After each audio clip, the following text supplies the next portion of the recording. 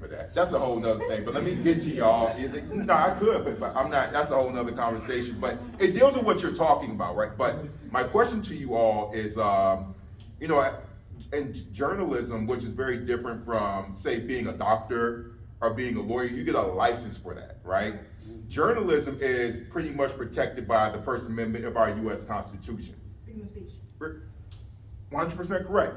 So everything that you're saying speaks to this idea. I wonder what you think about the fact that, hey, did our founding fathers conceive that social media will be this new type of technology that we all have to deal with? Because you're absolutely right, bro, that one of the things that I'm dealing with as a reporter is that I spend so much time trying to instruct people on civics and what's true and what's not true, because it's not taught in our schools.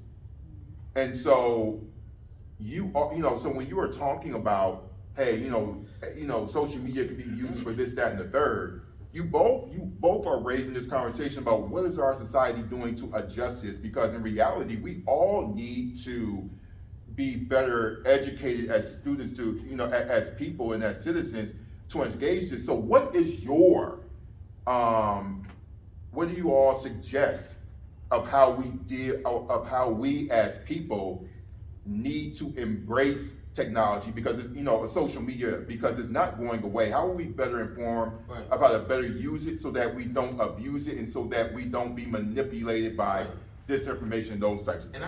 And I think, see, and she looks at it, and I appreciate her perspective. But for a philosopher, the way I look at it, because this is my discipline, this is my expertise, I'm looking at it from the perspective, first, there's a fallacy in the premises that believes that we solely are social creatures. You see, to say that social media is the best way to be human is a fallacy in and of itself. No, that's right. You see what I'm saying? That's a logical fallacy.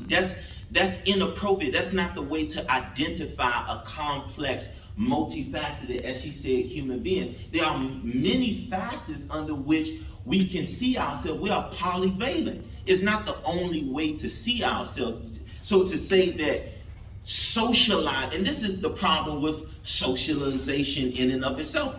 We have a economist here. Economically, is that the best way to socialize people?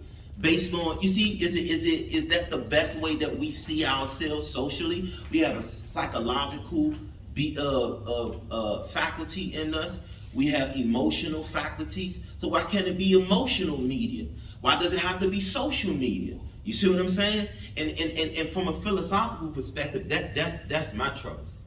To answer your question, I do believe that the founding fathers did not have social media in mind when they created the Constitution, because they didn't even have slavery not in the Constitution, or not a part of what's going on. They were still believing that black was going to be slaves forever.